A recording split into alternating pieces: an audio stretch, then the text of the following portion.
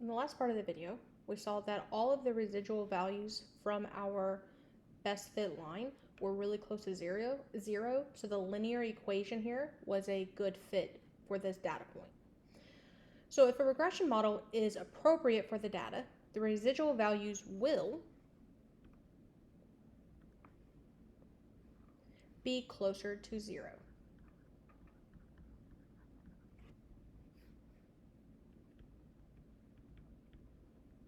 Versus for a different regression model. So as I said earlier, as you're comparing a linear regression to a quadratic regression, you have to look at the residuals. And whichever set of residuals is closer to zero, that model is going to be a better or a more appropriate fit for the data. It might not be perfect, but it'll be more appropriate. So that's why you have to actually use the residuals to compare different types. If you're going to compare a linear to a linear, the correlation coefficient is perfectly fine. Now, the residual values we can see, but we can also look at the plot as well to help us. So the plot will have a scatter plot evenly or close to evenly dispersed along the x-axis. That means that our data values, our regression values here, will actually be closer to the x-axis comparatively to another set of regression values. So these are all fairly dispersed along the x-axis. And as I stated before, this residual here, this negative 2.79, is what is making this regression equation not fit very well. So if we took out this data point, which was the regression of negative 2.79, so the data point was 20,7, if that data point was taken out, our regression equation might fit even better. So we're going to compare residuals to determine which function is more appropriate for the set of data.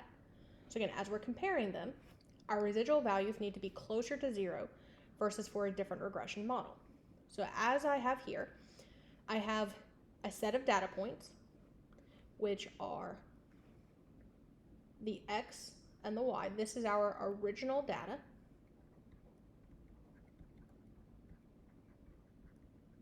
So that is what the black scatter plot is. I did two types of regression. I did a linear regression model, so a linear regression. I also did an exponential regression model. So the linear regression model, this is our linear regression model. It goes along with this blue line right here. The exponential regression model goes along with this green curve.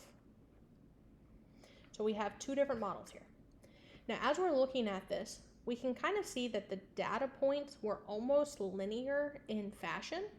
And so that's what we want to look at. We cannot just automatically assume what's going to happen here. So that's why we look at the residuals. Because we're dealing with a line and a curve. They are two completely different functions. We must look at the residuals. So what we're going to do here is we are going to plug in, this is a Desmos regression model.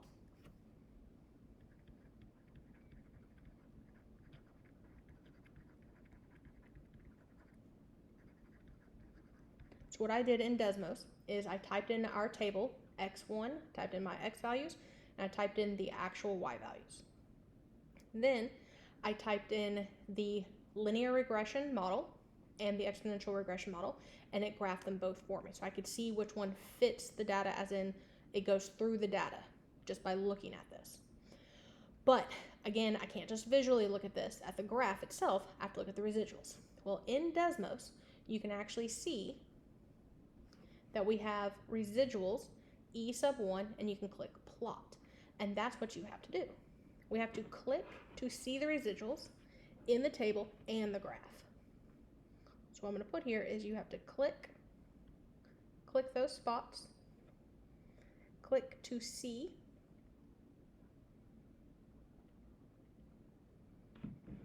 residuals,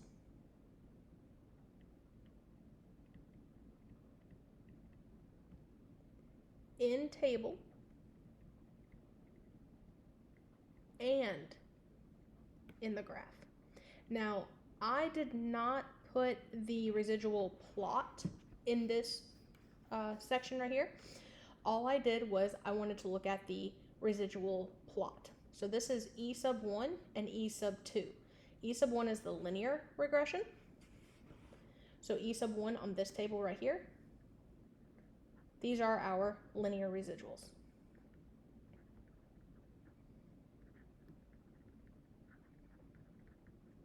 And then our E sub 2, which is this column, is actually our exponential, because it was from the exponential regression model.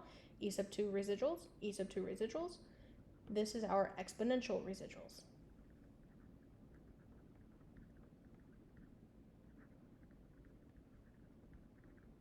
So in Desmos, all I had to do was click this. And it did both. It put this into my table for me. I did not have to move it up here. And it did graph a whole nother set of data points to show the residual plot, just like it would here. I had to hand draw this one, but on Desmos, it will put the plots in there for me along the x-axis. So what I'm going to do now is determine which set of residuals is closer to 0 of the two, because I'm comparing them. So for this first set of data, 3, -3, my linear is actually closer to 0. 0.02 compared to 3.43. Clearly 0.02 is closer to 0. On the next set of data, -0.639 is closer to 0. On the next set of data, 0.05 is. On the next set, 0.88. On the next set, 0.37. On the next set, -0.17. So as we can clearly see, there are many more that are closer to 0 on E sub 2, which again goes to the exponential regression model. What this means that even though the scatter plot originally kind of looked more linear, the regression equations and the residuals from those actually indicate that the exponential equation fits it more closely, that there is less residual if I were to graph the exponential versus the linear. So that brings me to my answer of, though the scatter plot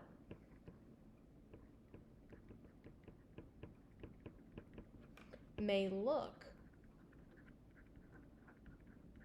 to be linear in nature, and that's the original scatter plot, just the original black dots, the residuals indicate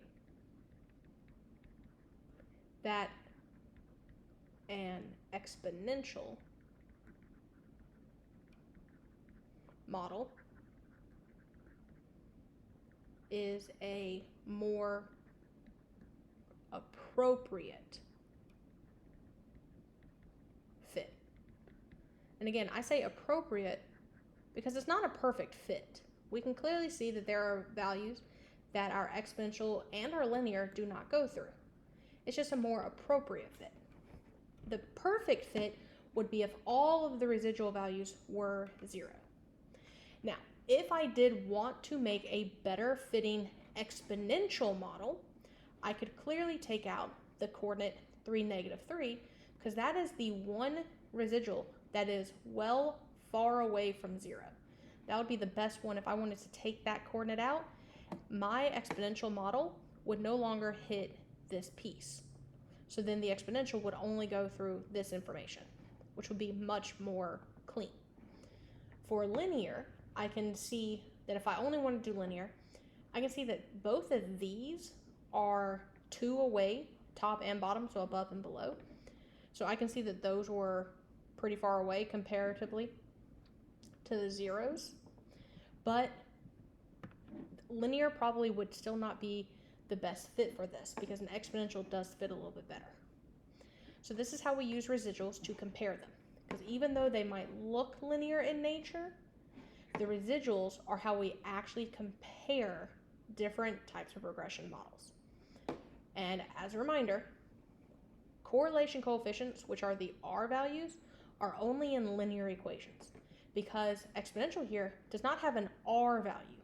It has an r squared, which is not the same. This is a lowercase r squared. This is a capitalized r squared.